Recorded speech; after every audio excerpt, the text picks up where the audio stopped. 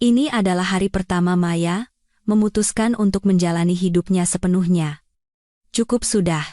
Aku seorang wanita, usiaku baru 35 tahun, dan aku berhak bahagia, pikirnya sambil membuka situs web agen perjalanan di komputernya. Untuk pertama kalinya dalam 3 tahun, ia memutuskan untuk sedikit bersantai dan pergi bersama putranya selama seminggu ke suatu tempat yang hangat. Gambar-gambar paket wisata yang berwarna-warni berkelebat di depan matanya. Ia lama tidak bisa memilih, rasanya ia menginginkan semuanya sekaligus. Setelah menelusuri penawaran all-inclusive yang tak ada habisnya di Thailand, Malaysia, dan negara-negara lain yang sudah sering dikunjungi turis Indonesia, Maya akhirnya memilih destinasi dalam negeri, Bali. Ia sering ke sana semasa kuliah, awalnya bersama teman-teman, lalu bersama keluarga putranya, Bima, dan suaminya, Bayu. Bayu bertemu Maya saat usianya baru 25 tahun. Pria itu gagah, kaya, tampan, muda, dengan tahi lalat di dekat dagu. Maya langsung jatuh hati dan memutuskan untuk mengikat hidupnya dengan pria itu. Awalnya, semua berjalan seperti di novel romantis murahan. Perjalanan, bunga, kebahagiaan tak berujung, lalu seorang anak. Namun, setahun setelah kelahiran Bima, segalanya perlahan mulai berubah. Bayu tidak lagi pulang tepat waktu dari kantor, seringkali sampai tengah malam.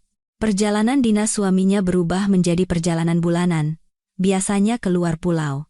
Maya dengan tegas menepis pikiran tentang wanita simpanan.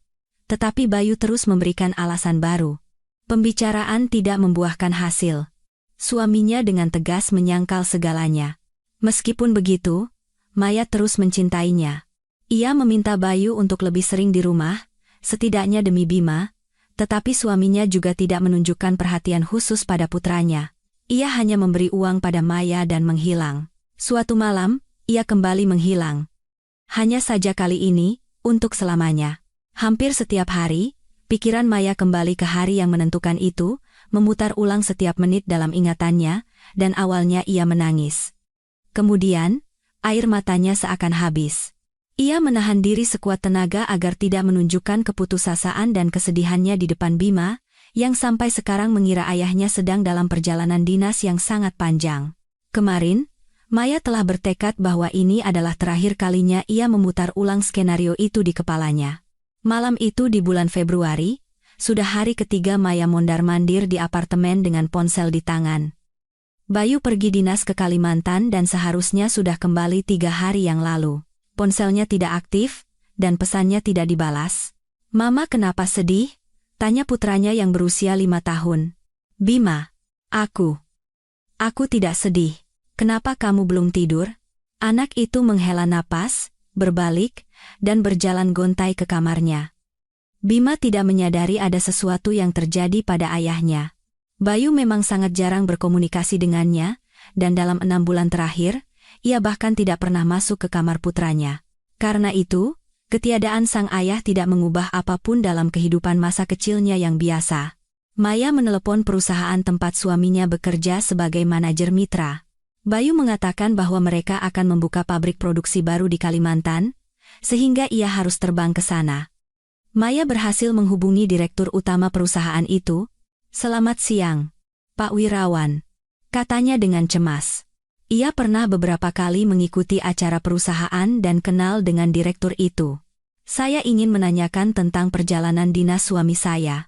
Apakah Bapak tahu bagaimana perkembangannya di sana?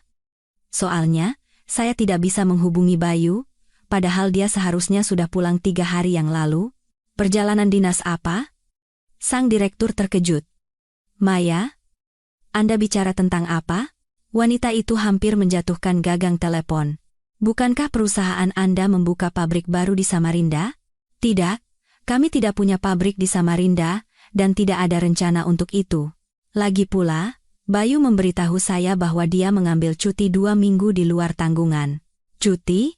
"Iya, Maya. Saya benar-benar tidak mengerti apa yang Anda bicarakan." "Cuti." "Terima kasih," bisik Maya dan menutup telepon. Ia perlahan duduk di sofa dan menutupi wajahnya dengan tangan. Kebohongan Bayu kali ini sudah melewati batas wajar. Jika sebelumnya ia setidaknya mencoba menutupi dengan berbagai alasan, Sekarang suaminya memutuskan untuk tidak pulang sama sekali dan mematikan telepon.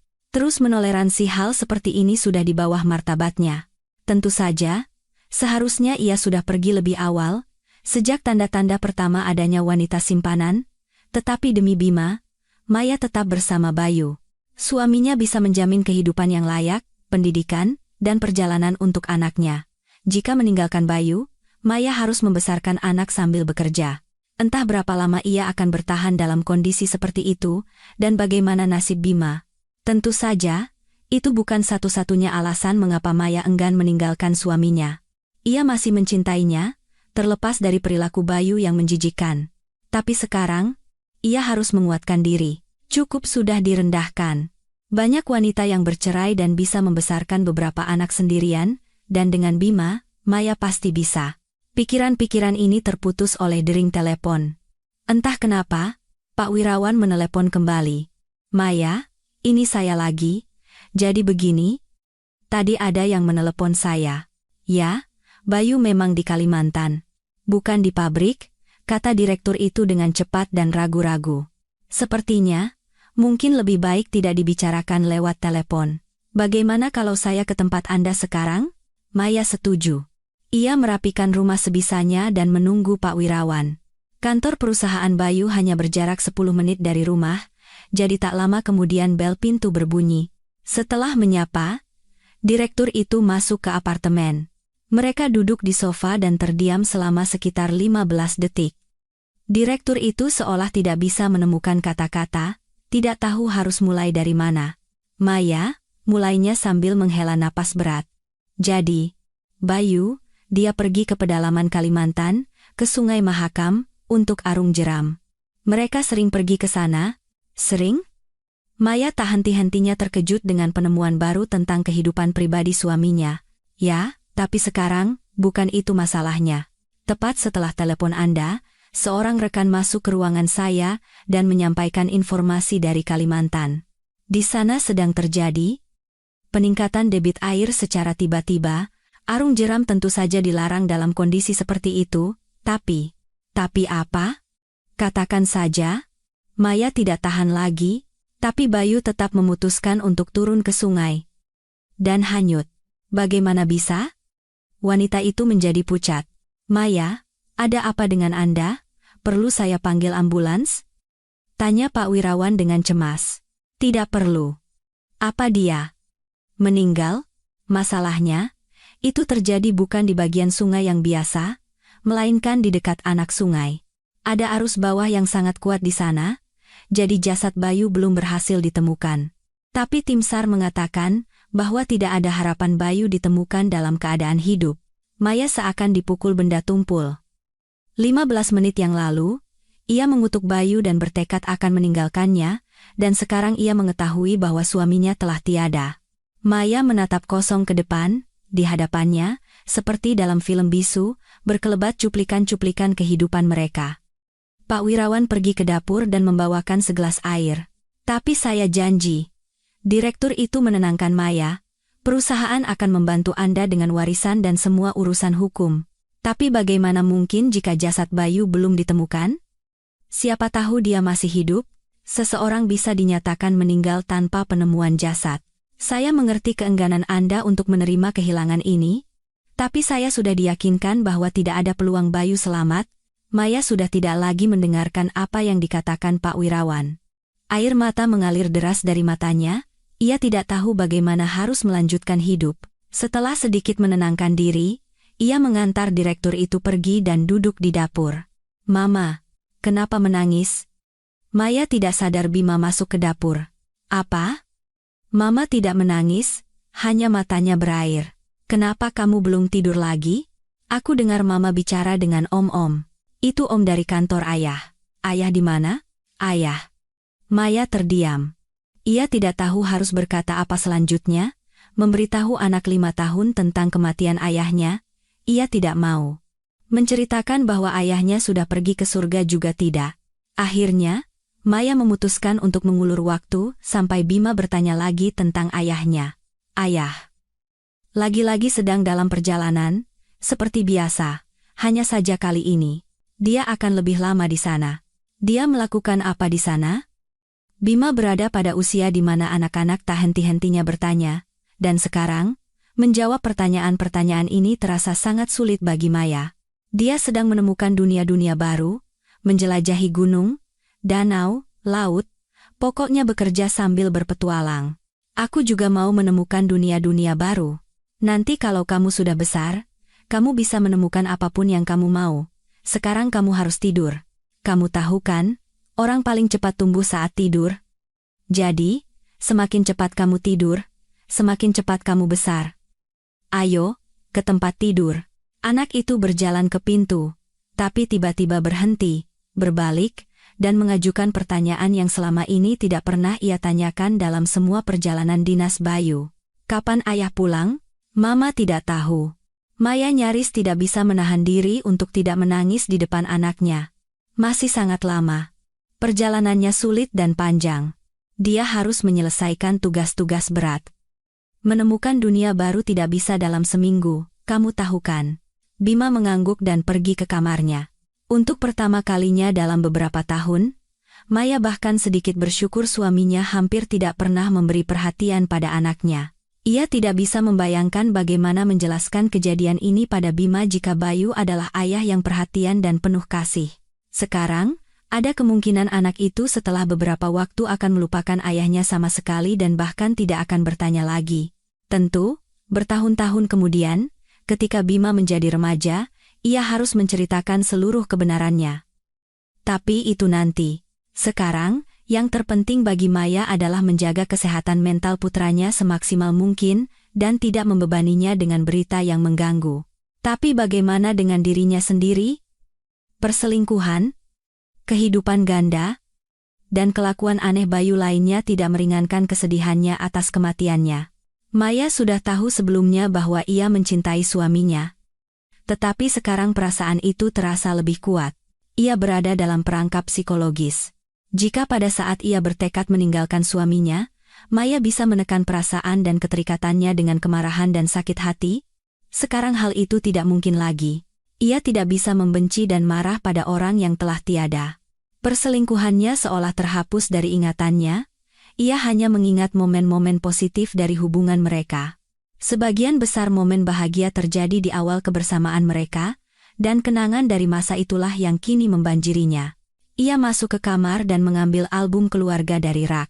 Setelah membolak-balik beberapa halaman, Maya melihat foto di mana mereka bersama Bayu sedang duduk di atas motor trail di suatu tempat di pegunungan puncak. Dulu, suaminya selalu membawanya dalam semua perjalanan dan dinasnya, termasuk saat bermain motor trail. Dia seorang profesional, bisa mengendarai motor trail dengan mata tertutup, kenang Maya sambil menyeka air mata. Bagaimana bisa dia membiarkan situasi mengerikan seperti itu terjadi? Ini sangat tidak seperti dia. Tidak. Tidak mungkin. Aku harus menunggu sampai jasadnya ditemukan. Aku tidak bisa percaya ini. Wanita itu menutup album. Ia berhasil menenangkan diri selama beberapa menit, tetapi kemudian merasakan kembali kepahitan yang luar biasa. Maya hanya bisa menahan histerianya dengan memikirkan ketenangan putranya. Ia ingin lari ke suatu tempat, menelepon, berteriak, membunyikan alarm, menuntut agar pencarian suaminya dilanjutkan. Ia berpikir untuk menelepon Pak Wirawan lagi, tetapi tepat waktu ia menghentikan diri. Apa gunanya sekarang? Maya tidak akan bisa mempengaruhi jalannya pencarian, meyakinkan seseorang bahwa suaminya tidak mungkin meninggal secara konyol karena ia pandai mengendarai motor trail adalah hal yang bodoh. Ia kembali menguatkan diri dan duduk di sofa. Maya duduk dan bahkan tidak bisa memikirkan apapun lagi. Ia ingin segera tidur dan bangun seperti biasa. Melihat suaminya yang terburu-buru berangkat kerja, yang diam-diam akan berkata, "Sampai jumpa," dan kembali menghilang selama beberapa hari. Maya meneteskan obat penenang dan berbaring. Ia gelisah, tidak bisa tidur. Dalam benaknya, Maya terus mengulangi, berharap dan menunggu, berharap dan menunggu. Ia tidak mau melepaskan suaminya. Lebih tepatnya, Maya siap melepaskannya dari keluarganya, tetapi melepaskan Bayu dari kehidupan ini, ia tidak bisa. Obat penenang mulai bekerja, dan Maya akhirnya berhasil tertidur.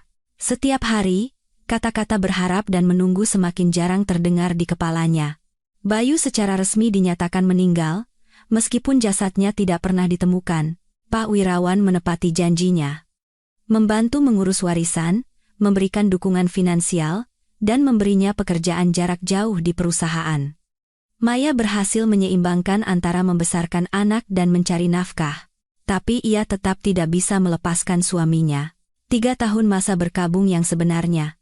Maya menolak berlibur dan bersenang-senang, dan hanya tersenyum saat bersama putranya. Bima tetap menjadi satu-satunya arti dalam hidupnya. Dan begitulah 3 tahun berlalu. Di halaman situs web, seorang gadis ramah tersenyum sambil memegang tiket di satu tangan dan papan bertuliskan liburan bahagia untuk seluruh keluarga di tangan lainnya.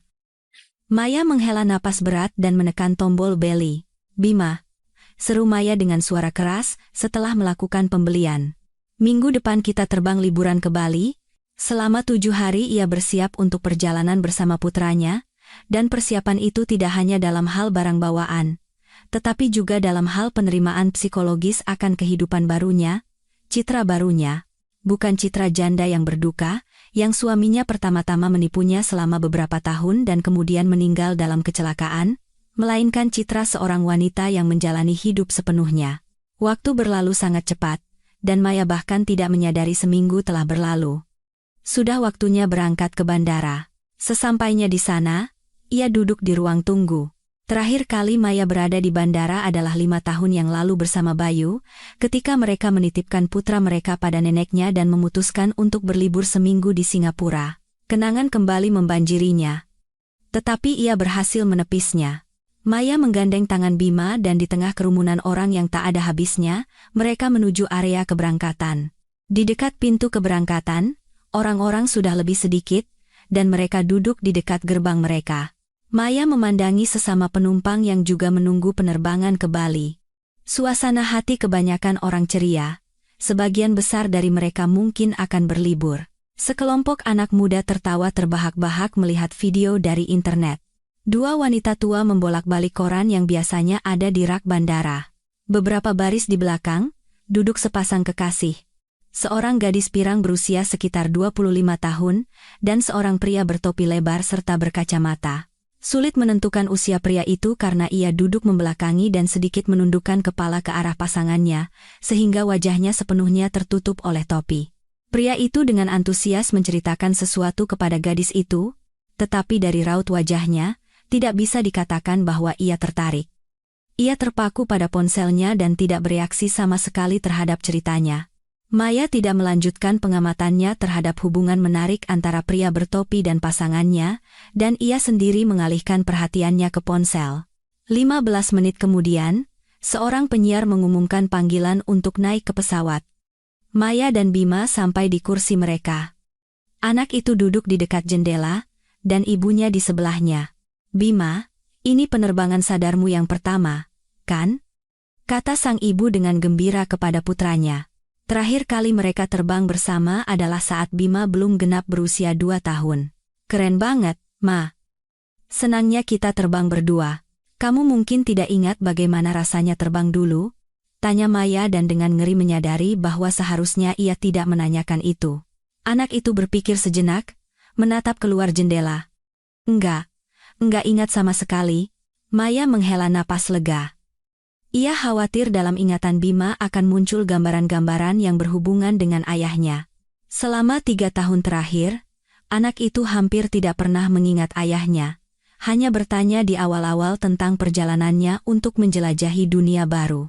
Maya mengarang berbagai cerita tentang kelompok ayahnya yang terjebak karena cuaca buruk, tentang mereka bertemu orang-orang aneh, dan banyak omong kosong dongeng lainnya. Bima tumbuh besar, dan pertanyaan tentang ayahnya semakin berkurang. Selama 1,5 tahun terakhir, ia bahkan tidak pernah menanyakannya sama sekali. Tapi Maya tetap terus-menerus khawatir, karena teman-teman sekelasnya bisa saja menceritakan tentang ayah mereka, yang bisa memunculkan pertanyaan baru tentang ayahnya sendiri. Untungnya bagi Maya, hal itu tidak terjadi. Mungkin karena ia kenal dengan ibu-ibu teman Bima, dan ibu-ibu itu, mengetahui situasi Maya, meminta anak-anak mereka untuk tidak mengangkat topik ayah di dekat Bima, atau mungkin ia hanya beruntung. Tapi ia mengerti bahwa dalam beberapa tahun ke depan, ia tetap harus berbicara serius dengan putranya. Maya bahkan pernah berkonsultasi dengan psikolog tentang cara terbaik melakukannya. Ia disarankan berbagai teknik psikologis, tetapi ia tidak menemukan yang cocok. "Ma, lihat, kita di atas awan," seru anak itu, terpesona oleh penerbangan. Maya memandang putranya dan teringat penerbangan mereka bersama Bayu dan Bima. Anak itu saat itu duduk di pangkuan Bayu dan dengan tenang menatap keluar jendela. Anak-anak lain berteriak di seluruh kabin, tetapi Bima duduk diam di pangkuan ayahnya. Maya saat itu memandangi mereka dan tidak bisa berhenti bersukacita atas keharmonisan keluarga seperti itu. Ia tidak pernah menyangka bahwa penerbangan keluarga seperti itu dengan putranya adalah yang terakhir. 1,5 tahun kemudian, ia dan Bayu juga terbang berlibur. Tetapi sudah tanpa Bima. Saat itu, hubungan Maya dan Bayu sudah mulai diwarnai kesalahpahaman dan kecurigaan, dan tujuan perjalanan liburan itu adalah untuk mendekatkan diri. Tetapi upaya itu tidak berhasil, bahkan sebaliknya, setelah liburan hubungan mereka semakin memburuk. Maya memanggil pramugari dan meminta air. Ia sangat tidak ingin kembali ke kenangan tentang suaminya, tetapi ingatan mempermainkannya dengan kejam. Maya kembali merasa cemas. Ia bahkan kesal pada dirinya sendiri karena melanggar keputusannya sendiri untuk memulai hidup baru. Tapi tidak apa-apa, harus mencoba lagi. Maya meminum air, menutup mata, dan mencoba tidur. "Mama. Mama. Aku mau ke toilet." Putranya membangunkan ibunya. "Ayo mama antar." "Ah, Mama. Aku sudah cukup besar untuk mencari toilet di pesawat. Usiaku sudah 8 tahun. Lagi pula, Tante pramugari tadi sudah menunjukkan. Kalau ada apa-apa, aku akan bertanya padanya." "Pintarnya anak Mama," kata Maya dan mempersilakan putranya ke lorong. Ia mengantar Bima dengan pandangannya. Anak itu dengan percaya diri, melangkah ke bagian depan pesawat, di mana seorang pramugari menyambutnya dan menunjukkan ruang toilet. Maya, setelah memastikan putranya sampai ke tujuan, mulai memandang keluar jendela. Pesawat sudah lama mencapai ketinggian jelajah dan terbang dengan stabil, tetapi semenit kemudian, terdengar suara, "Para penumpang yang terhormat, ini Kapten Pilot. Kita mendekati zona turbulensi, dan mungkin akan ada sedikit guncangan di pesawat. Kami mohon Anda untuk tetap tenang. Situasi ini normal, dalam 1 menit, semuanya akan berhenti." Belum sempat pilot menyelesaikan kata-kata standar itu, pesawat mulai bergetar. "Bima, anakku," pikir Maya tentang putranya. Dia pasti akan ketakutan di sana. Ibu itu bangkit dari kursinya, dan hendak berjalan ke toilet, tetapi terdengar suara wanita dari belakang. "Ibu, silakan duduk kembali di kursi Anda. Kita berada di zona turbulensi dan peraturan keselamatan mengharuskan." Pramugari itu ingin mendudukkan Maya di kursinya, tetapi Maya memotongnya. "Anak saya di sana. Saya harus ke sana. Jangan khawatir, dia akan baik-baik saja." Pada saat itu, Bima keluar dari toilet. Ia dengan tenang berjalan ke barisannya, tetapi tiba-tiba berhenti. Setelah berdiri sejenak, ia berjalan lagi, tetapi kali ini jauh lebih cepat. Ketika Bima sudah sangat dekat, Maya melihat wajahnya yang pucat dan ketakutan. "Mama," katanya dengan suara bergetar. "Bima, kamu kenapa? Takut ya? Ini namanya turbulensi. Tidak ada yang perlu ditakutkan." Maya mengira ketakutan putranya disebabkan oleh guncangan yang tiba-tiba. "Mama," ulang Bima hampir berbisik. "Di sana ada ayah, duduk sama tante-tante." Maya dengan cepat mempersilakan putranya duduk di kursinya. "Nak, kamu bicara apa? Mungkin kamu salah lihat." "Enggak, aku lihat jelas. Cuma gaya rambutnya beda. Tapi itu ayah. Coba Mama lihat, kamu pasti lelah sekali karena penerbangan panjang. Tidur saja, ya." "Mama turunkan sandaran kursimu biar kamu bisa tidur." "Mama nggak percaya sama aku?" "Kenapa tidak percaya?" "Tentu percaya. Cuma, begini loh, di dunia ini banyak sekali orang, dan beberapa di antara mereka bisa sangat mirip. Jadi kemungkinan besar kamu bertemu om-om yang sangat mirip." "Aku yakin itu dia," kata anak itu, melipat tangannya dan menatap keluar jendela.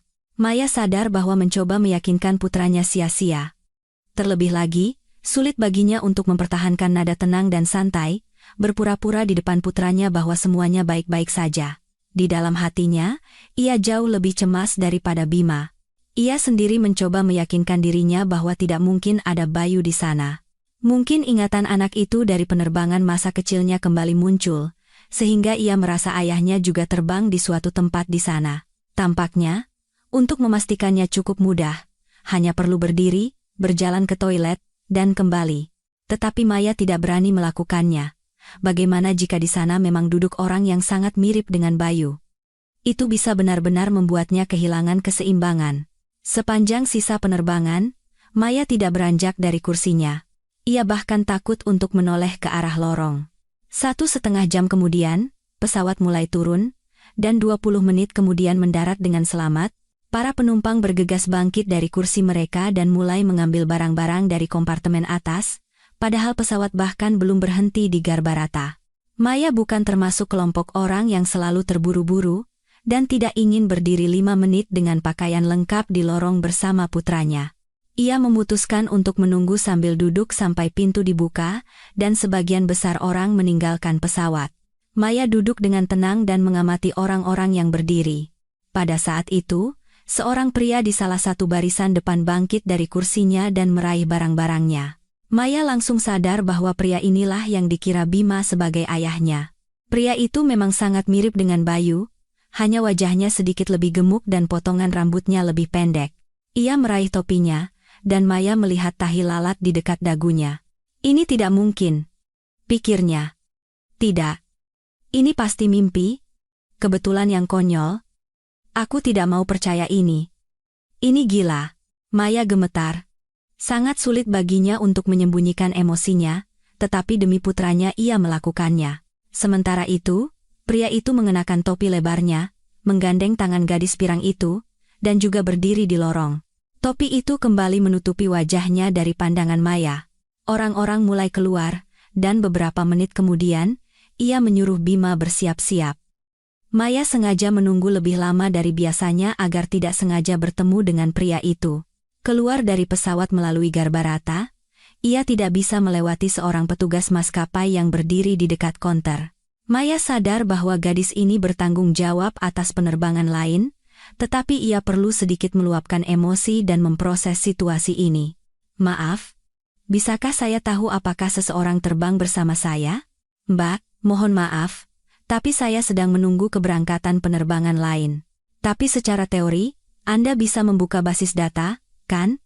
Ini kan maskapai yang sama? Secara teori bisa. Tapi itu berarti saya melanggar undang-undang data pribadi. Mbak, saya mohon pengertiannya. Mungkin. Maya mencondongkan tubuh ke telinga petugas itu dan berbisik agar Bima tidak mendengar. Di sana terbang suami saya, yang hilang beberapa tahun lalu. Gadis itu pertama-tama memandang Maya, lalu Bima. Tampaknya, tatapan anak itu mampu meluluhkan prinsipnya, dan ia memutuskan untuk melanggar aturan.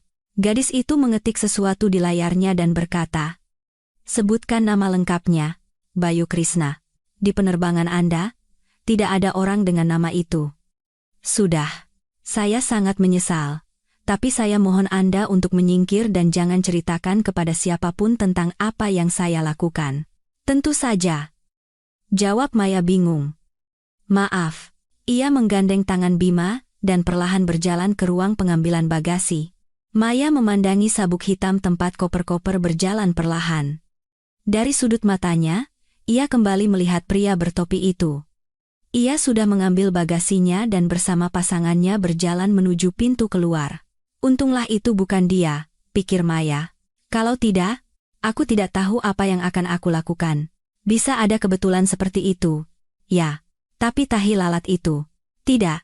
Aku harus melupakan semua ini secepat mungkin dan fokus pada liburan. Setelah mengambil koper, ibu dan anak itu keluar dari bandara dan naik taksi ke hotel. Maya menyukai kamarnya. Dari jendela terhampar pemandangan laut yang indah. Ia keluar ke balkon, menarik napas dalam-dalam, dan dalam hati melepaskan situasi hari ini. Hidup baru berlanjut. Di depan banyak hari liburan, matahari, dan laut, dan tidak ada pertemuan tak sengaja yang bisa menggangguku lagi, pikir Maya, masuk ke kamar, dan berbaring di tempat tidur yang luas. 3 hari pertama liburan bagi Maya dan putranya berjalan dengan sangat baik, cuaca cerah, di pantai selalu ada kursi berjemur yang kosong. Satu-satunya hal adalah terkadang pada malam hari terdengar suara pertengkaran dari kamar sebelah, tetapi itu tidak mengganggu tidur Maya maupun putranya. Di malam hari, Maya suka berdiri di balkon dan memandangi laut. Itu baginya seperti meditasi harian. Ia merasa tenang memandangi matahari terbenam di kejauhan di permukaan air. Pada malam hari keempat, Maya seperti biasa keluar ke balkon. Hari itu mendung dan menikmati matahari terbenam sepertinya tidak akan bisa. Maya sudah hendak pergi ketika tiba-tiba ia mendengar penghuni kamar di lantai bawah keluar ke balkon. Mereka berbicara dengan nada tinggi, dan Maya menduga bahwa ini adalah pasangan yang sama yang bertengkar di malam hari. "Sinta, apa ada hal lain di hidup ini yang kamu pedulikan selain uang?" tanya pria itu dengan keras. "Tentu saja. Tapi supaya aku peduli pada sesuatu, aku harus dicukupi dulu," teriak gadis itu sebagai balasan.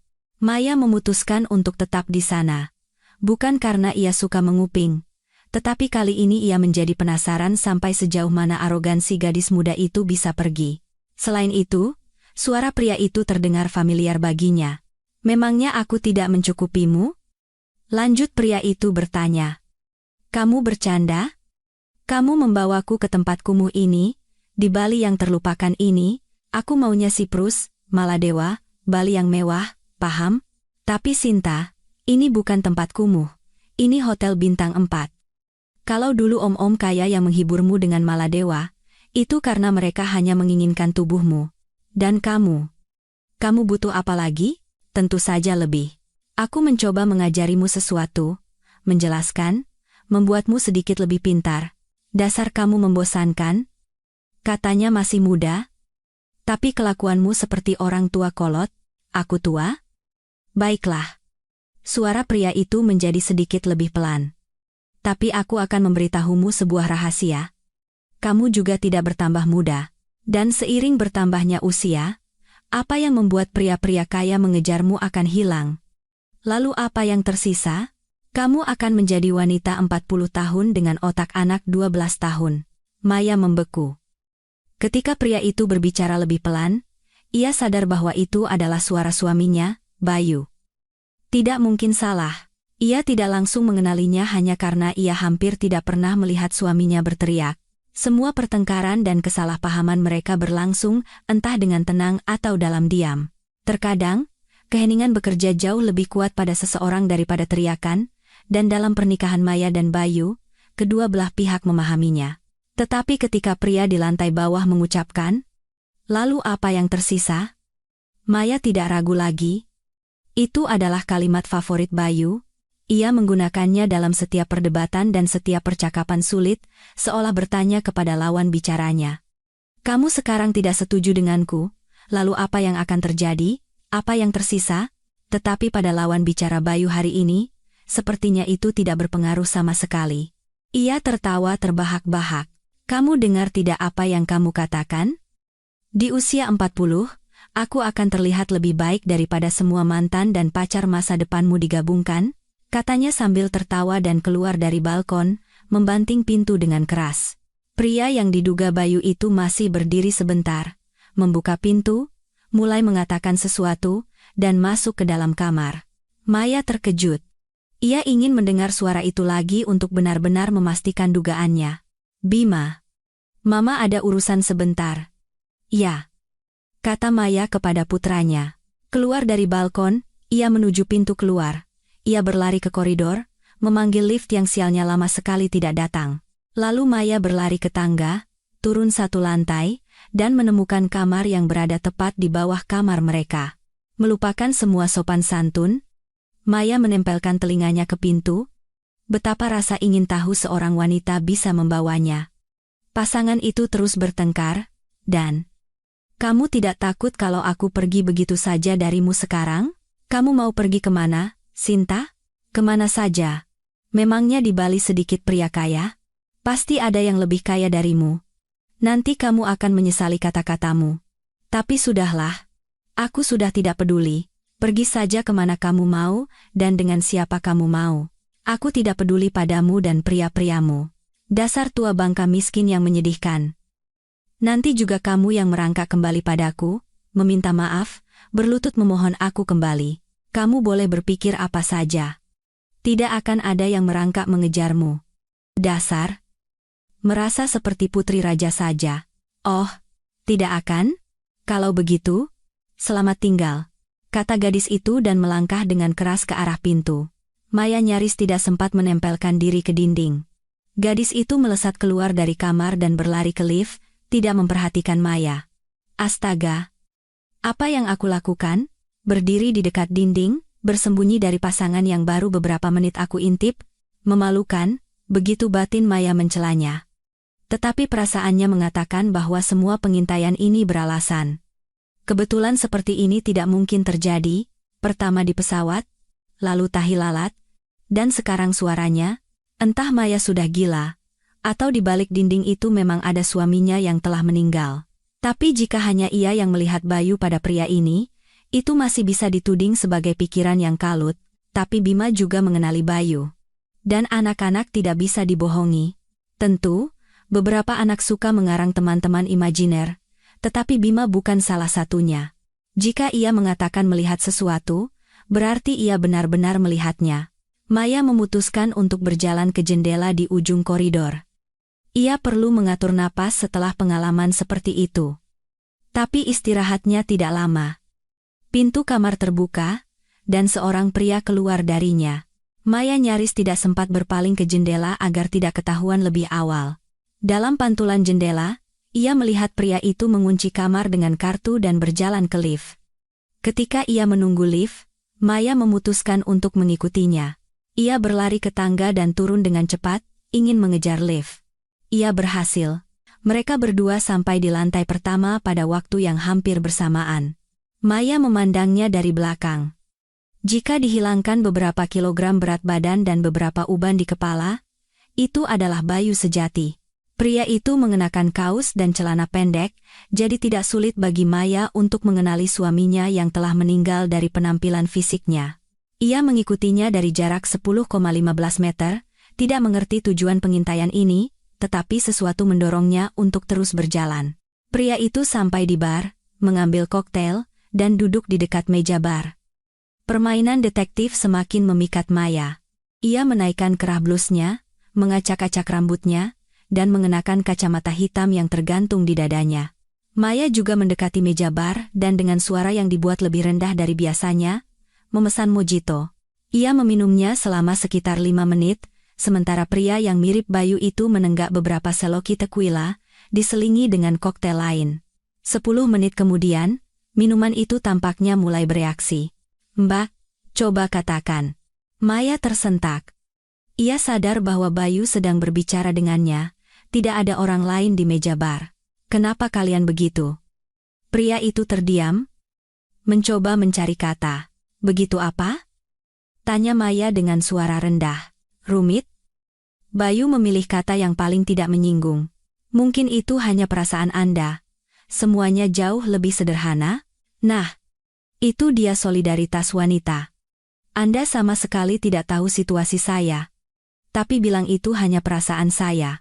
Saya bisa menebaknya, jawab Maya, menatap tajam ke gelas kosongnya. Ia takut menoleh ke arah pria itu. Dan apa yang Anda tebak? Jelas Anda bertengkar dengan pacar Anda. Mungkin dia bahkan lari dari Anda, mengkasari Anda, menghina Anda, dan sekarang Anda mencari dukungan, mencari seseorang yang akan mengatakan bahwa Anda benar, bahwa dia gadis bodoh dan tidak mengerti apa-apa tentang hidup ini.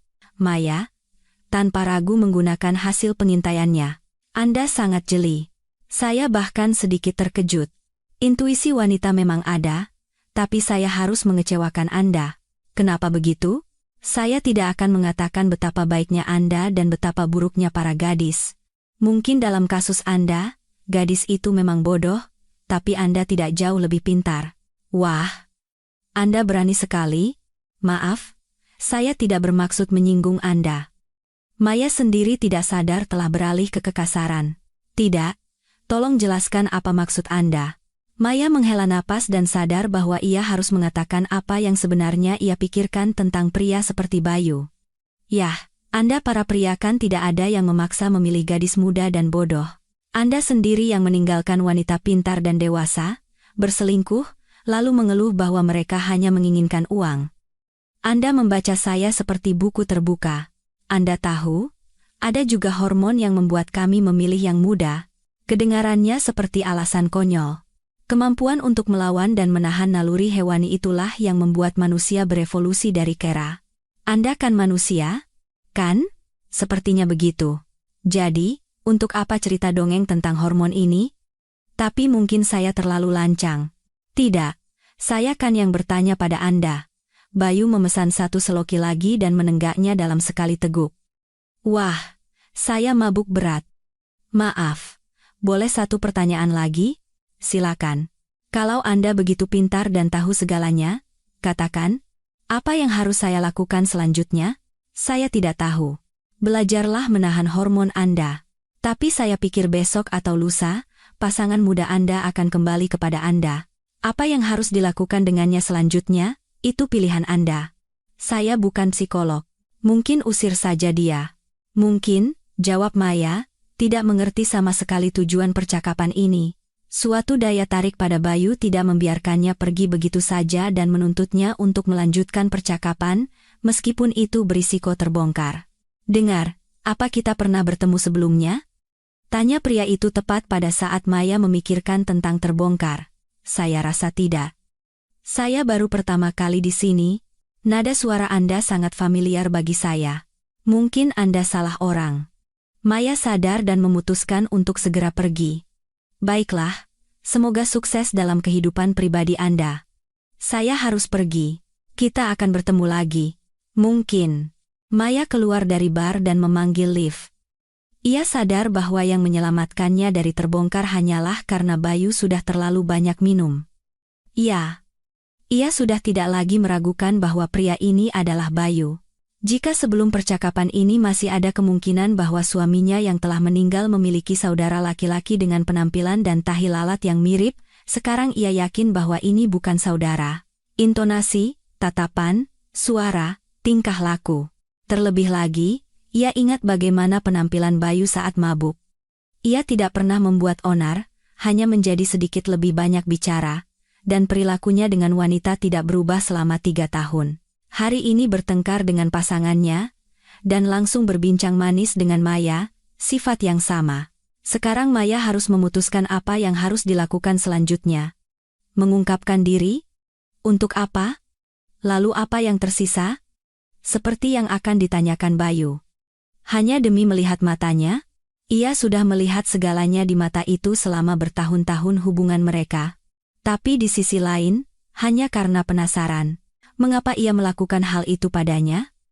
Apakah alasannya adalah karena ia ingin pergi dengan cara itu ke keluarga lain? Tapi kalau begitu, ia bisa saja meninggalkannya, bukan membuatnya menderita, merindukan, dan menangis tanpa henti selama 3 tahun. Dasar bajingan, pikir Maya saat masuk ke kamar. Ia sendiri tidak sadar bagaimana reaksinya terhadap pemikiran tentang Bayu berubah. Jika saat di pesawat ia gemetar, nyaris tidak bisa menahan histeria, ingin lari ke suatu tempat, sekarang ia benar-benar tenang dan percaya diri. Ia tidak ingin dengan cara apapun secepat mungkin memberitahukan dirinya kepada Bayu.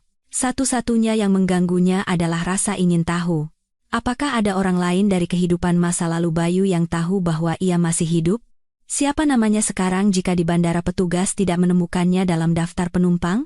Setelah pemikiran-pemikiran ini, Maya memiliki 2 pilihan. Pertama, cukup bersyukur bahwa orang itu masih hidup, bukan tewas, melanjutkan hidup dengan tenang, lebih sering bersenang-senang, memanjakan diri. Beberapa tahun lagi, katakan pada putranya bahwa ayah hanya pergi dari keluarga dan tidak ada yang tahu di mana dia.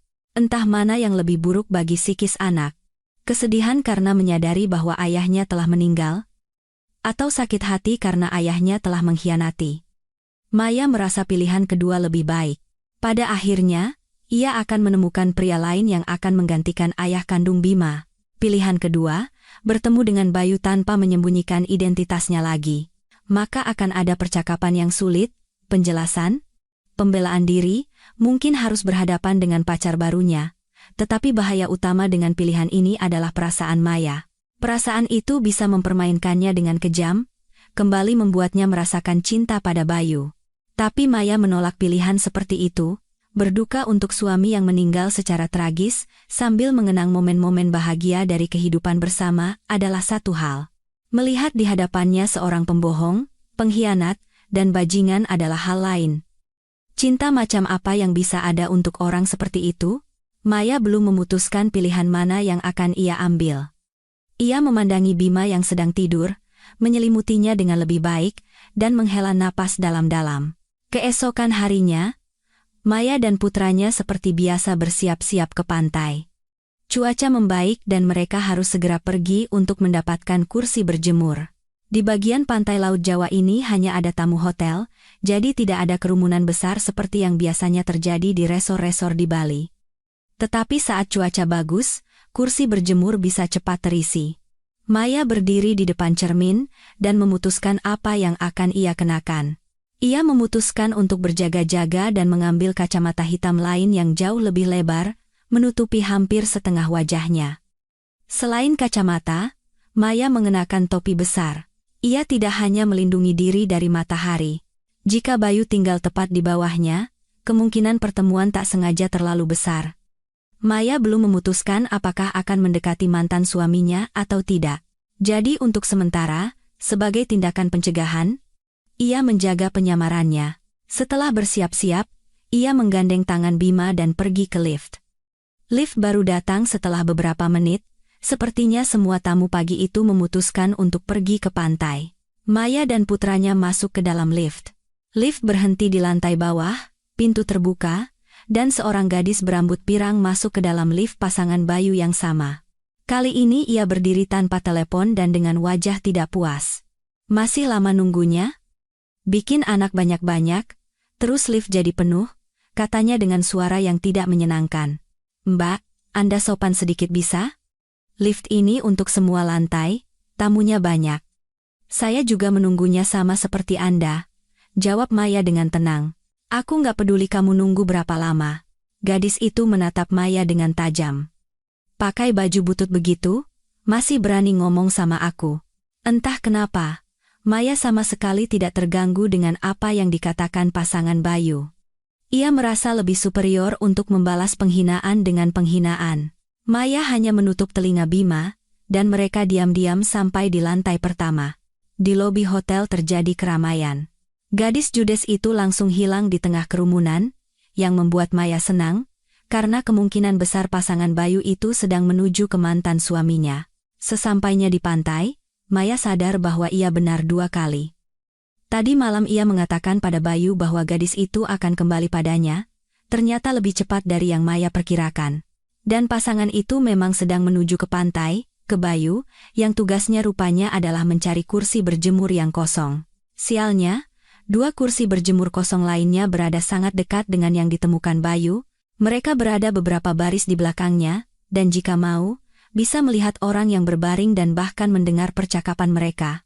Tidak ada pilihan lain, Maya tidak ingin merusak liburannya dan putranya, jadi ia dengan hati-hati berjalan ke kursi berjemur yang kosong.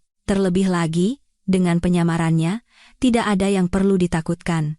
Ia dengan santai menata barang-barangnya, mengolesi Bima dengan tabir surya, dan berbaring di kursi berjemur. Tidak perlu menunggu lama untuk sesuatu yang menarik. Gadis itu mulai memarahi Bayu hampir seketika. Kamu nggak bisa cari tempat yang lebih dekat ke laut? Keluhnya, ini yang paling dekat. Kalau mau lebih dekat ke laut, harus bangun lebih pagi, bukan tidur sampai jam 11. Oh, siapa yang ngomong? Siapa yang mabuk-mabukan sampai jam 2 pagi kemarin? Bukan kamu? Aku nggak tidur nungguin kamu, makanya nggak bisa bangun lebih pagi. Aku ingatkan kamu, sayangku, bahwa kamu pergi dariku kemarin. Aku tahu dari mana kalau 2 jam kemudian kamu sudah ada di kamar lagi.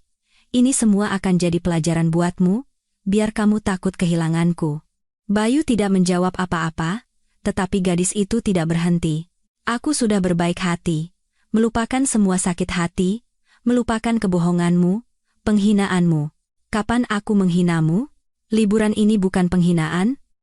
Hotel jelek ini. Kamu tahu berapa lama aku nunggu lift sialan itu hari ini? Naik sama ibu-ibu bawa anak, kayak janda ditinggal suami. Setelah kata-kata itu, Maya memutuskan untuk berhenti mendengarkan pertengkaran pasangan itu. Ia melepas topinya dan menundukkan kepala, tetapi suara-suara itu masih sampai ke kursi berjemurnya. Kapan kamu akan berhenti menjadi begitu pemarah? Jawab Bayu pelan. Kapan kamu akan berhenti menjadi begitu? Oh, lihat dirimu. Kamu mirip siapa sih? Maya dengan hati-hati mengangkat kepala dan memandang Bayu. Ia sendiri menjadi penasaran, mirip siapa dia. Melihat wajah mantan suaminya, ia sedikit takut. Bayu pucat, matanya gelisah, dan tangannya seolah tidak menurutinya. Rupanya di bar kemarin, ia memang duduk sangat lama. Sinta, aku perlu berbaring, kata Bayu dan jatuh pingsan di kursi berjemur. Bayu, teriak gadis itu. Ada apa denganmu? Tolong. Siapa saja? Tolong dia. Seketika, kejengkelan Sinta berubah menjadi ketakutan. Dari wajahnya terlihat bahwa ia benar-benar takut untuk prianya. Sumber ketakutan ini tidak jelas. Apakah gadis itu takut kehilangan orang yang dicintai, atau ia takut kehilangan dompet yang menafkahinya? Tetapi bagi Bayu, ketakutannya tidak ada artinya. Sinta hanya berteriak ketakutan dan tidak mengambil tindakan nyata untuk membantu. Saat itulah Maya melompat dari kursi berjemurnya dan berlari ke arah Bayu. Ia memeriksa napas dan denyut nadinya. Bayu bernapas, tetapi denyut nadinya lemah. Bawakan payung untuk melindunginya dari matahari. Perintah Maya. Sinta. Payung apa? Untuk apa? Gadis itu menunjukkan kecerdasan luar biasa dalam situasi darurat. Sudahlah, pergi saja ke hotel panggil dokter. Cepat.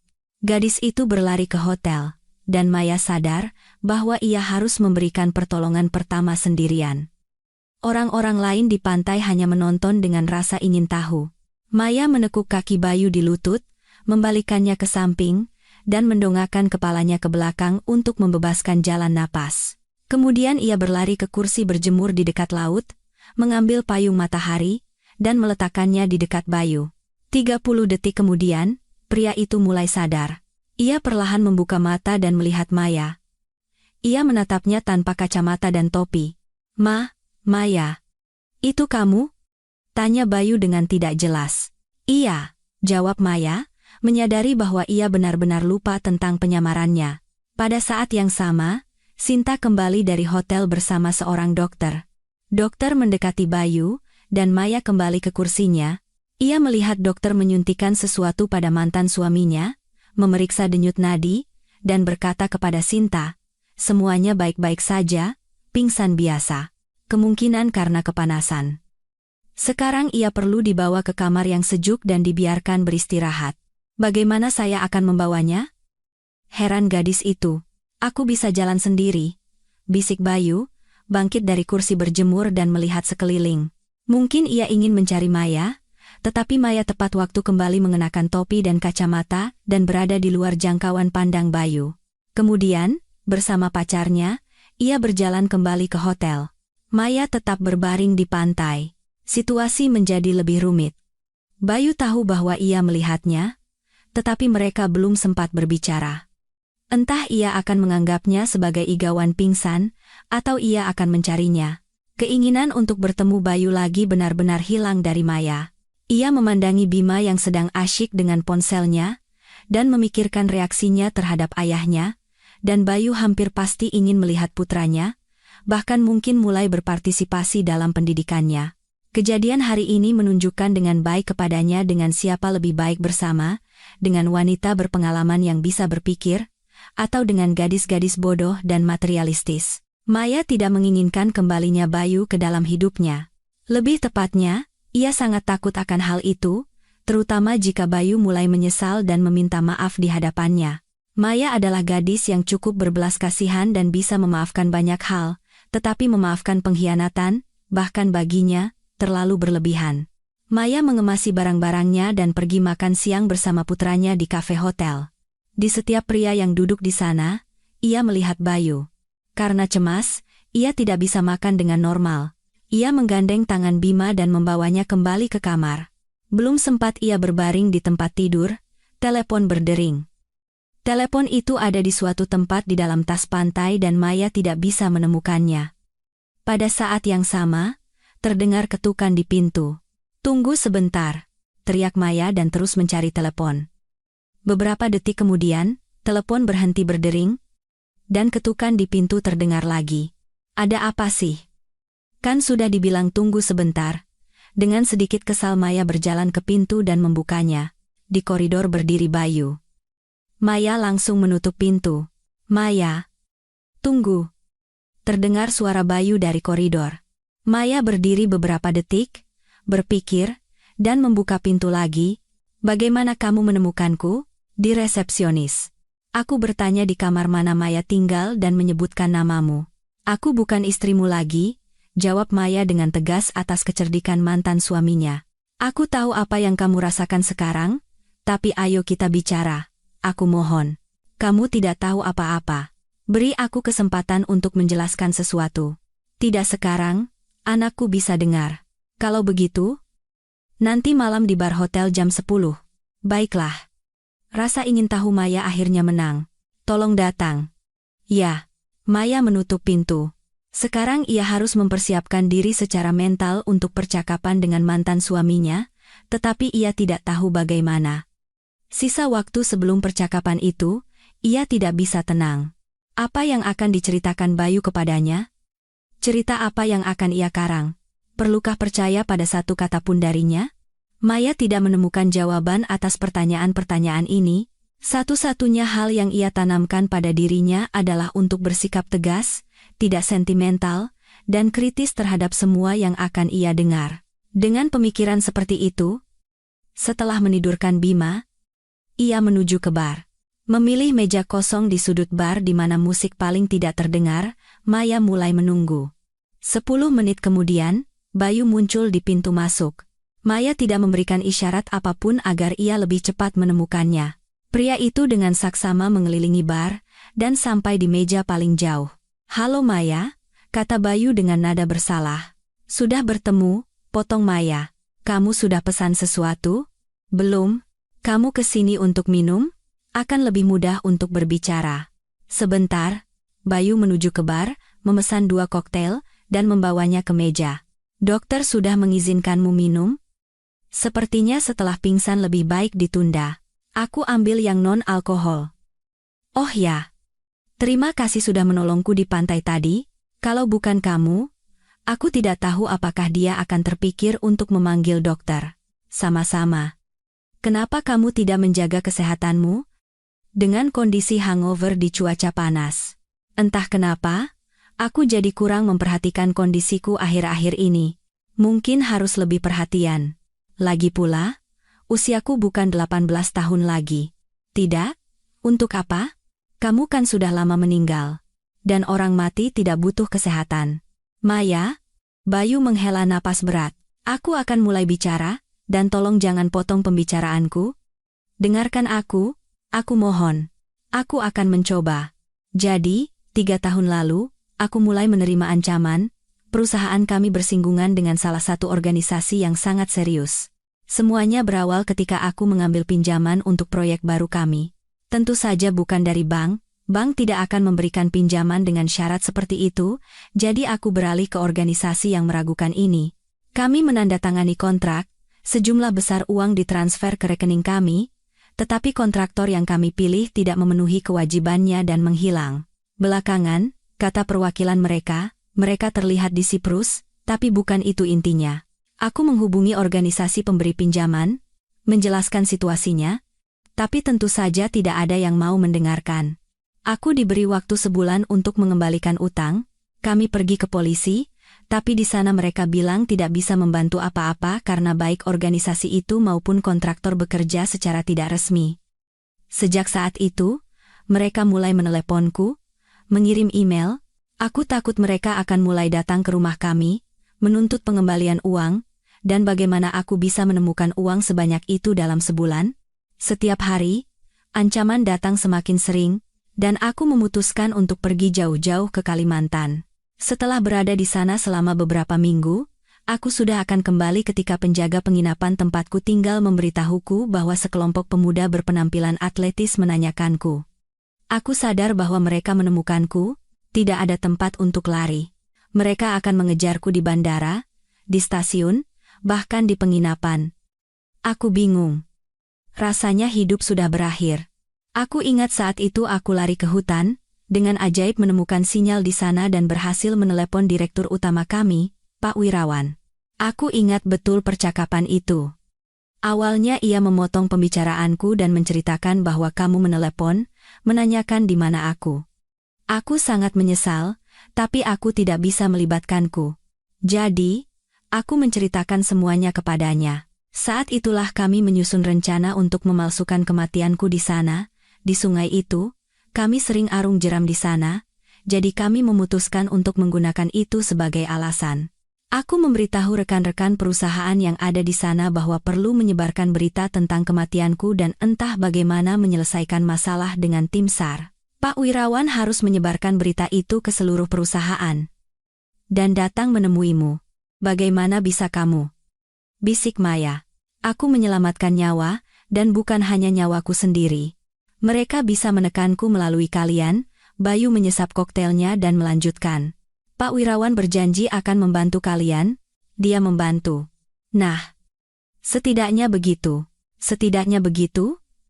Kamu pikir uang, warisan, bisa meringankan penderitaanku? Aku tidak hidup selama 3 tahun, tahu tidak? Ini perjalanan liburanku yang pertama selama ini. Aku menyesal, tapi aku tidak punya pilihan lain. Mengertilah.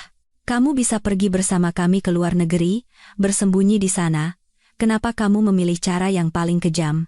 Orang-orang itu akan menemukan kalian bahkan di luar negeri. Terlebih lagi, aku dalam situasi di mana aku tidak akan sempat pergi kemanapun. Aku benar-benar terpojok. Kamu bisa menceritakan masalahmu sejak awal, tidak menunggu sampai titik kritis. Aku tidak ingin membebanimu. Kita punya anak kecil, jadi ketakutan tambahan tidak perlu bagimu. Kamu ingat tentang anak? Berapa kali kamu menemuinya selama setahun terakhir hidupmu? Aku sangat sakit hati. Selama 3 tahun ini aku sadar betapa aku merindukan putraku. Bagaimana kamu bisa begitu? Seru Maya. Selalu keluar sebagai pemenang dari segalanya. Tersakiti, lemah. Aku sadar, ingin yang terbaik, tidak ingin membebani. Tapi jika kamu begitu merindukan putramu, kenapa tidak memberitahukan bahwa kamu masih hidup? Aku tidak bisa melakukannya. Bahaya masih ada. Aku tidak boleh muncul di kota sama sekali, dan telepon bisa disadap, dan aku tidak bisa membayangkan bagaimana reaksimu terhadap telepon dari alam baka. Sangat mulia, meninggalkan istri dalam duka selama 3 tahun dengan anak kecil. Aku berharap kamu cepat melupakanku. Hubungan kita saat itu jauh dari ideal. Menarik, salah siapa? Aku akui bahwa aku bersalah. Termasuk dalam apa yang terjadi dengan hubungan kita. Dan apa yang harus aku lakukan dengan ini? Melompat ke pelukanmu karena gembira? Jangan ironis. Aku benar-benar merasa sangat buruk. Baiklah, lalu apa yang terjadi denganmu? Lalu 2 tahun berlari tanpa henti. Aku mengganti nama keluarga, tinggal di berbagai kota, tapi tidak pernah menemukan tempat untuk diriku sendiri. Dengan lega yang luar biasa aku menerima berita bahwa organisasi keuangan tempatku berutang telah dilikuidasi, dan pimpinan, karyawan, serta penagih utangnya ditangkap. Aku langsung kembali ke kota kita, dan dengan bantuan koneksi lama, memulai bisnis baru. Keuntungannya tidak besar, tapi cukup untuk hidup. Apakah kamu pernah mengingat kami, Bima, setelah kembali, mengingat, dan tidak sekali. Tapi jujur, aku benar-benar yakin bahwa kamu sudah melupakanku saat itu dan tidak memberitahukan tentang diriku. Aku memutuskan bahwa Bayu Krishna yang dulu sudah tidak ada lagi. Sekarang ada Bayu Pratama yang baru, dengan bisnis baru dan kehidupan pribadi yang baru. Kamu mengganti nama keluarga Krishna menjadi Pratama? Ya, aku merasa itu simbolis. Original, tawa Maya. Aku kadang-kadang teringat tawamu. Hentikan. Aku tidak bisa mendengarnya. Tidak perlu bermain sebagai suami dan ayah yang menderita di sini. Mengingat, dan ketika kamu mulai pergi berlibur tanpa henti, meninggalkan aku dan Bima sendirian, kamu juga teringat tawaku, kan sudah kubilang aku bersalah padamu. Aku benar-benar bodoh. Bagus kamu mengakuinya, tapi penyesalanmu tidak akan menghapus tahun-tahun penderitaanku. Aku tidak tahu dengan tujuan apa kamu memutuskan untuk berbicara denganku. Pertama-tama, aku hanya ingin menjelaskan. Dan kedua, mendengar pengampunanmu. Jadi kamu pikir kamu akan menceritakan kisah sedihmu tentang bagaimana kamu diancam, bahwa kamu tidak punya pilihan, dan aku akan terharu dan memaafkan perselingkuhan dan pengkhianatanmu? Bayu tidak tahu harus menjawab apa. Ia melihat ke gelas kosongnya dan sudah akan pergi untuk mengambil yang berikutnya. Bayu bangkit dan langsung duduk kembali. Ada apa? Maya mengira Bayu kembali merasa tidak enak badan. Sekarang akan ada keributan. Tolong jangan perhatikan apapun dan jangan dengarkan apapun. Maya awalnya tidak mengerti rangkaian kata yang diucapkan mantan suaminya, tetapi sesaat kemudian, pacar Bayu saat ini, Sinta, mendekati meja. Ah, jadi di sini kamu, dasar brengsek. Sudah kuduga kamu akan lari ke bar dengan perempuan lain, katanya dengan keras dan menampar Bayu. Sinta, kamu salah paham? Aku sudah lama paham tentangmu. Kamu bukan laki-laki, tidak bisa menafkahiku, dan masih lari ke perempuan lain. Sinta memandang Maya. Dan kamu tahu tidak kalau dia itu punya bawaan? Aku melihat mereka di lift. Dia mau memanfaatkanmu. Bodoh. Sinta? Hentikan sekarang juga. Tidak. Tidak. Biarkan dia melanjutkan. Maya ikut campur dalam percakapan. Dasar perempuan jalang, masih berani kurang ajar padaku? Sinta berbalik ke arah Maya dan mencoba menjambak rambutnya, tetapi Bayu tepat waktu menahan pacarnya dan mendudukannya di kursi di sebelahnya. Lepaskan aku sekarang juga, lepaskan, tenang, kata Bayu dengan keras. Dia tidak bersalah apa-apa. Dia bersalah karena merebut laki-laki orang. Sinta tidak mau tenang. Anda benar sekali, Maya terus memprovokasi gadis itu. Justru untuk itulah saya datang ke bar ini, untuk merebut pria terkasih Anda. Pria yang setia, berbakti, dan jujur seperti ini sekarang sulit ditemukan. Nah, Anda telah kehilangan kebahagiaan Anda dalam pertarungan yang tidak seimbang dengan saya. Maya, kamu juga jangan ikut-ikutan. Bayu mencoba menenangkan mantan istrinya juga. Lepaskan aku. Akan kucabut semua rambutnya? Teriak Sinta. Cukup. Sinta, ini mantan istriku. Gadis itu seketika terdiam. Istri? Yang itu, yang kamu tinggalkan bertahun-tahun yang lalu? Iya, jawab Bayu dengan sedikit canggung, mencoba menyembunyikan matanya. Ditinggalkan bertahun-tahun yang lalu? Maya tertarik dengan ungkapan itu. Aku lebih suka bilang, hanyut. Tidak, lebih baik lagi. Bayu tidak bereaksi sama sekali terhadap ini. Tentu saja, ia tidak menceritakan semua petualangannya kepada pacar barunya. Tunggu. Heran Sinta. Anak yang kulihat bersamanya. Itu anakmu? Anakku. Kamu kan bilang kamu tidak punya anak. Aku berbohong. Sinta terdiam sejenak. Ia perlu mencerna apa yang baru saja didengarnya. Anda jangan khawatir, kata Maya kepadanya dengan nada tenang. Dia tidak punya banyak hubungan dengan anak ini, hanya secara biologis, anak itu hampir melupakan ayahnya, jadi Anda bisa menganggap bahwa ia tidak berbohong. Maya. Bayu mencoba membela diri. Bagaimana aku tidak sadar dari awal? Sinta memotong Bayu. Istri ditinggalkan, anak juga, dan aku pun akan kamu tinggalkan begitu saja. Sudah, aku tidak bisa melihatmu lagi. Selamat tinggal. Sinta melompat dari kursinya dan berlari keluar dari bar. Bayu berlari mengejarnya. Maya ditinggal sendirian dengan koktelnya yang belum habis.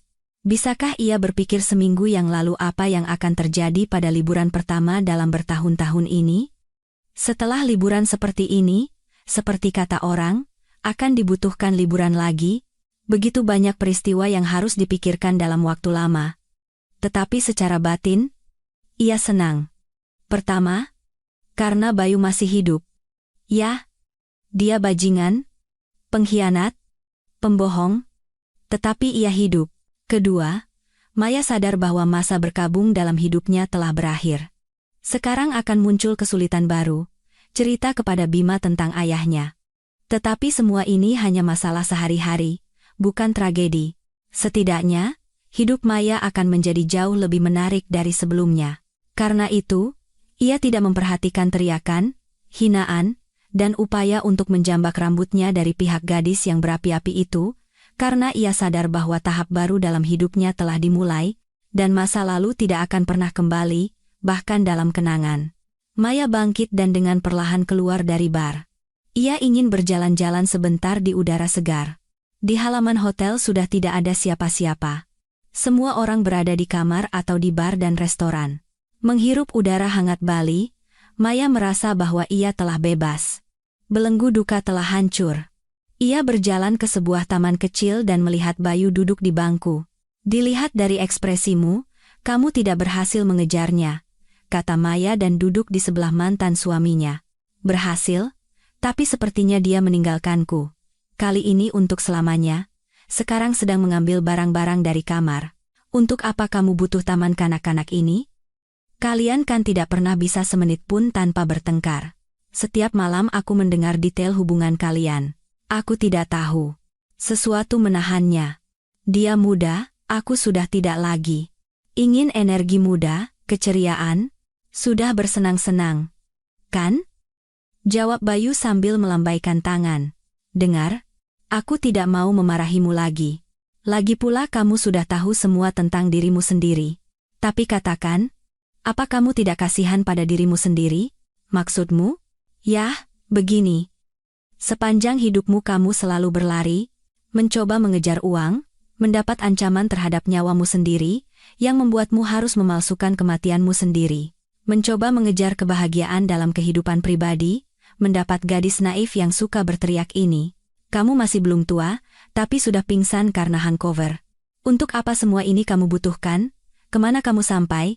Kau tahu, selama beberapa tahun terakhir aku hampir sampai pada titik untuk menanyakan pertanyaan itu pada diriku sendiri. Tapi setiap kali aku lari darinya dengan bantuan alasan-alasan klis, uang, yah. Mana ada yang namanya uang terlalu banyak? Mereka memberi kebebasan, keamanan, tapi kenyataannya padaku justru sebaliknya. Hubungan, yah. Itu kan energi baru. Darah muda, muncul lebih banyak vitalitas, kegembiraan, dan di sini pun meleset. Aku tidak tahu, aku benar-benar tersesat, tapi kan kamu sendiri yang membawa dirimu ke keadaan ini. Kamu kehilangan dirimu sendiri. Kamu mengasihani dirimu sendiri dengan cara yang salah. Memangnya bisa mengasihani dengan cara yang berbeda? Tentu saja. Rasa kasihanmu pada dirimu sendiri itu merusak, tidak ada gunanya. Malah sebaliknya, itu akan menguburmu lebih dalam. Kamu tidak mengasihani dirimu, tapi menghancurkan dirimu. Rasa kasihan yang produktif seharusnya berbunyi seperti ini, "Ya, kesalahan-kesalahanku membawaku ke situasi yang sulit, tapi aku cukup kuat untuk meninjau kembali prinsip-prinsipku dan mencoba membangun kembali semuanya." Kurang lebih begitu. Maya sendiri tidak sadar bagaimana kemarahannya terhadap Bayu menghilang. Ia melihat seorang pria yang lemah, tidak percaya diri, tetapi sama sekali tidak berbahaya, ia bahkan ingin membantunya. Sejenak, Maya bahkan takut bahwa ini adalah manifestasi dari perasaan yang bangkit kembali. Justru inilah yang ia takutkan ketika pertama kali melihat mantan suaminya. Tapi tidak. Rasa kasihan dan cinta adalah hal yang sama sekali berbeda. Meskipun terkadang sulit untuk membedakannya. Dan yang dimiliki Maya adalah rasa kasihan. "Maya, terima kasih. Untuk apa?" Di suatu saat dalam percakapan kita di bar, aku berpikir bahwa sekarang kamu akan menamparku, berbalik, dan lari. Terima kasih karena kamu tidak melakukannya. Aku memang punya pikiran seperti itu, senyum Maya. Tapi rasa ingin tahu mengalahkannya. Dengar, bagaimana kamu tidak takut kembali ke kota? Kan di sana banyak sekali kenalanmu. Teman-teman, aku dan Bima pada akhirnya bisa melihatmu. Aku tidak tinggal di kota, tapi di sekitarnya, di kompleks perumahan. Aku tidak muncul di pusat kota. Bekerja kebanyakan jarak jauh, ke kota hanya dengan mobil. Dan kemudian, aku mengubah penampilan dan nama keluarga secara drastis. Tampaknya itu sudah cukup. Dan memang, sampai bertemu denganmu, penyamaran berjalan sukses. Dan saat pertemuan pertama denganku pun berjalan cukup sukses. Maya teringat bagaimana pertama kali melihat Bayu di bandara, tetapi topi lebar tidak memungkinkan ia mengenali mantan suaminya. Kalau bukan karena Bima, mungkin kita tidak akan duduk di sini. Dia mengenaliku? Aku sendiri tidak menyangka. Aku berharap dia sudah lama lupa segalanya. Bayu menghela napas berat. Maya, aku ingin bertemu dengannya. Untuk apa? Aku sadar bahwa aku tidak akan pernah menjadi ayah yang seutuhnya baginya. Tapi aku sangat ingin melihatnya. Kamu sendiri yang bilang aku bisa membangun kembali semuanya. Beri aku kesempatan ini. Tolong. Maya tidak tahu harus menjawab apa kepada Bayu. Mungkin sekarang, ketika Bima masih cukup kecil dan belum memasuki masa pubertas, adalah waktu yang tepat untuk mengembalikan kehadiran ayah dalam keluarga. Tapi Maya takut untuk mengambil langkah-langkah drastis seperti itu.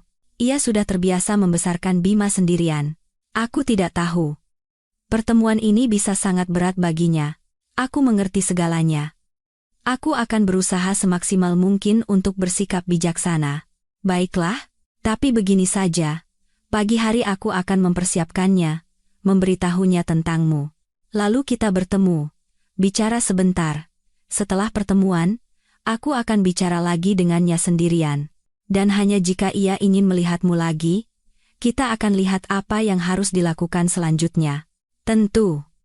Kalau begitu besok jam 11 di kafe hotel. Ya. Hanya saja, ingat.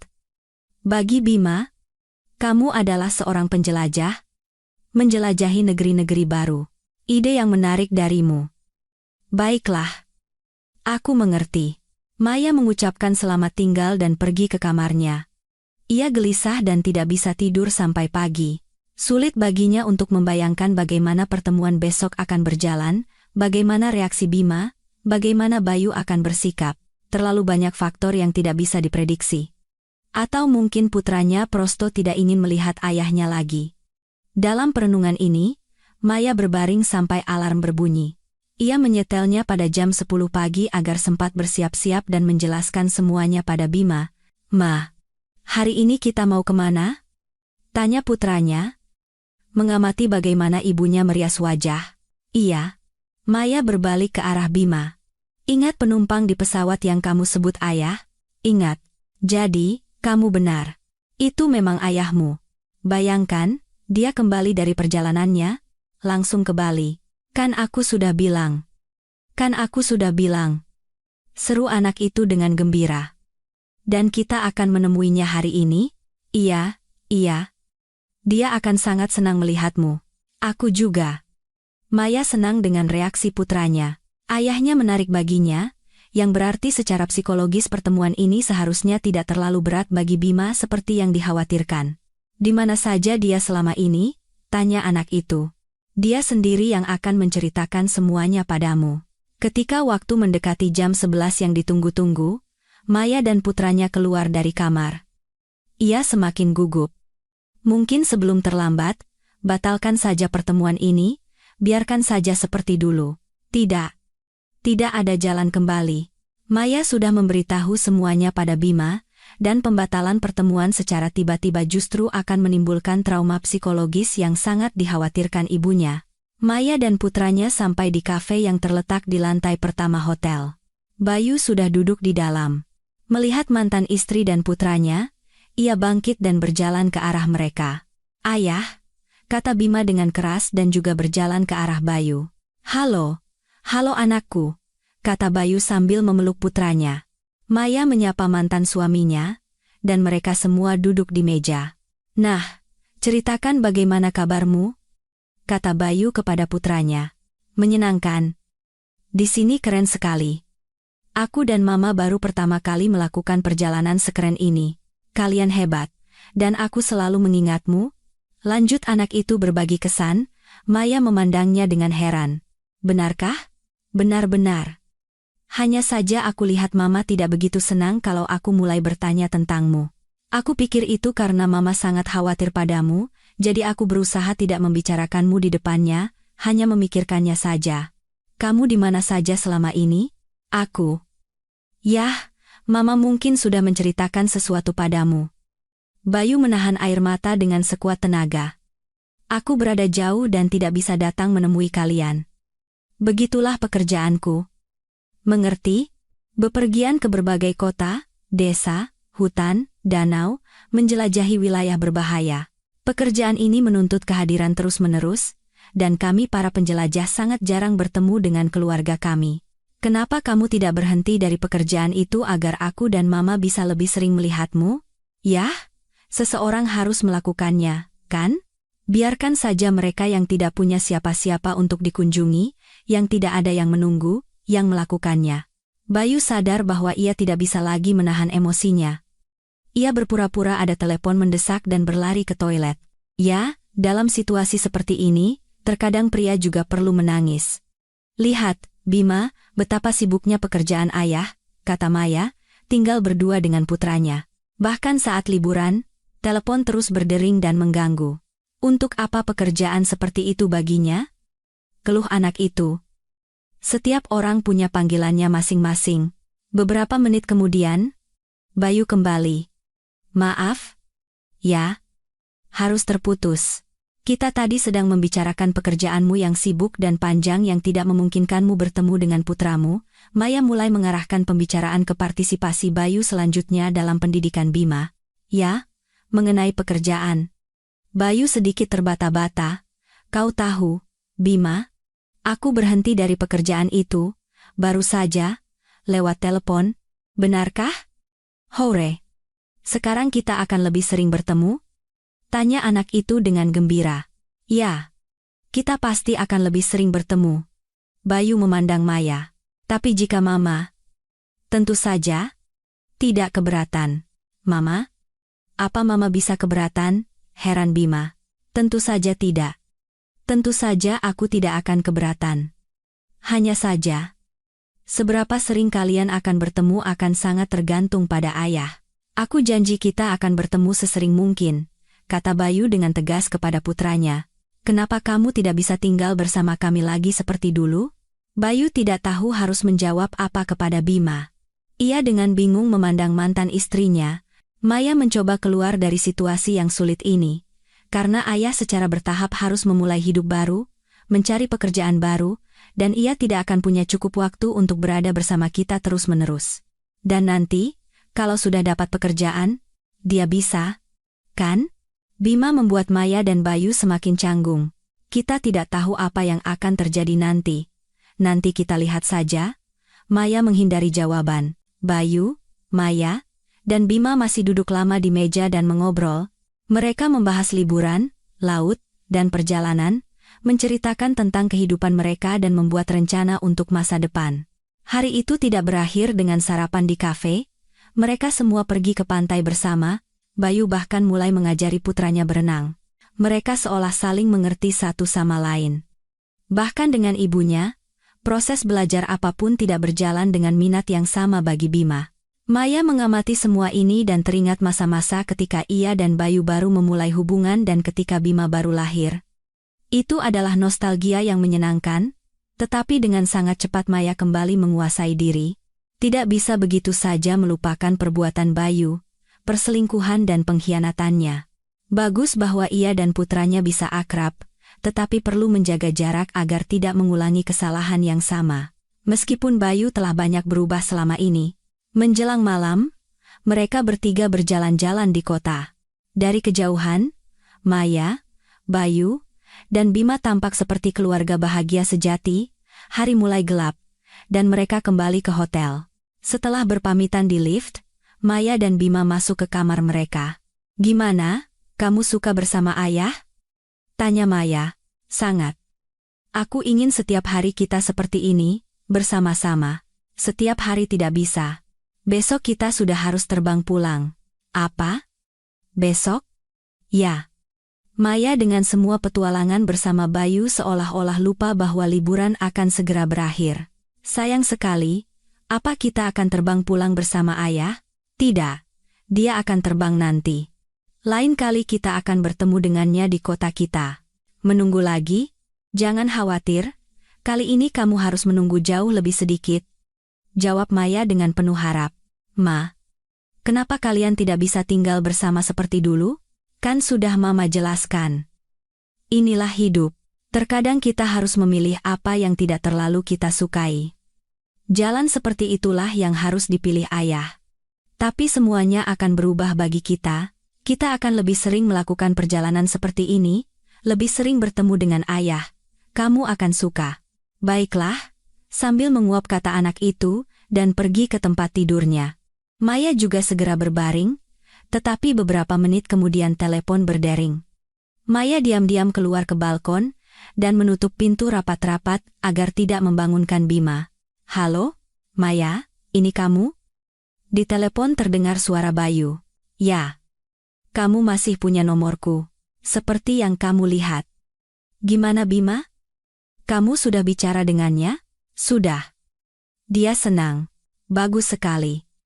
Kalau begitu, besok kita ulangi jalan-jalannya?" "Tidak. Besok kami sudah terbang." Aku sendiri hampir lupa tentang itu. Untung ada pengingat di telepon. "Ah, begitu cepat. Aku baru 3 hari lagi, dan besok sama sekali tidak ada kesempatan untuk bertemu, pagi sebentar saja. Tapi kita berdua saja." "Aku sudah bilang pada Bima bahwa lain kali kalian akan bertemu setelah kami tiba. Kenapa kamu terburu-buru begitu? Dia sudah terlalu banyak kesan dari hari ini. Kurasa lebih baik membangun kontak secara bertahap." "Mungkin kamu benar. Di mana kita bertemu?"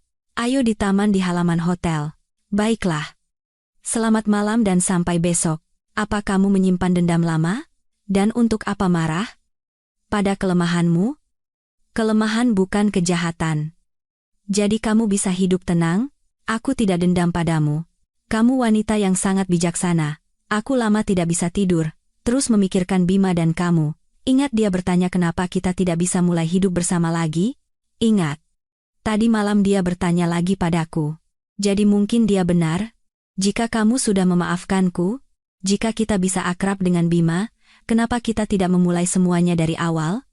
Bagaimana menurutmu? Apa kamu setuju?" "Tidak." Setelah jeda singkat, jawab Maya.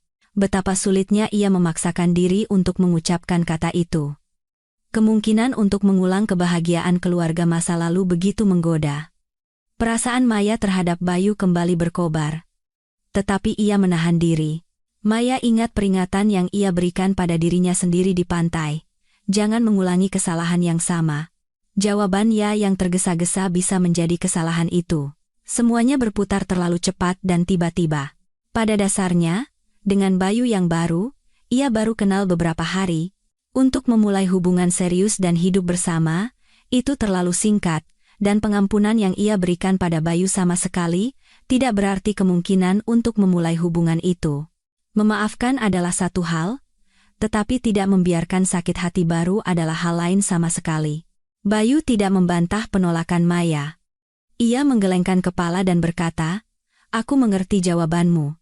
Di posisimu, aku tidak akan memaafkan diriku sama sekali. Tapi terima kasih sudah untuk ini. Yang penting, penolakanku tidak akan mempengaruhi agar anak itu kembali memiliki ayah. Untuk itu kamu tidak perlu khawatir. Begitu aku tiba, aku akan langsung menghubungimu. Tolong tulis kapan kalian sampai dan tetap bisa dihubungi." "Baik. Kamu juga jangan hilang lagi kali ini." "Tidak akan hilang." Maya harus kembali ke kamar dan bersiap-siap ke bandara.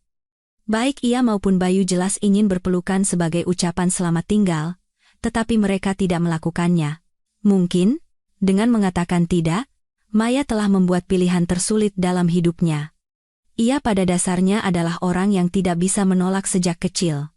Dan di sini, ia mengatasi semua perasaannya. Dengan demikian, Maya membuktikan pada dirinya sendiri bahwa ia adalah wanita yang kuat dan mandiri dari perasaan. Setelah berbalik, ia mendengar Bayu memanggilnya. "Tunggu, ada apa lagi?" "Ya, tolong katakan, apakah penolakanmu ini selamanya? Atau aku masih punya kesempatan?" "Kita lihat saja nanti," jawab Maya, dan dengan langkah cepat pergi ke hotel. Sudah di dalam lift, air mata mulai menggenang di matanya. Tidak. Ini bukan air mata dari perpisahan yang menyedihkan dengan Bayu. Lagi pula, hanya dalam beberapa hari mereka akan bertemu lagi. Ini adalah air mata kebahagiaan. Kebahagiaan dari sensasi baru, dari halaman-halaman kehidupan yang baru.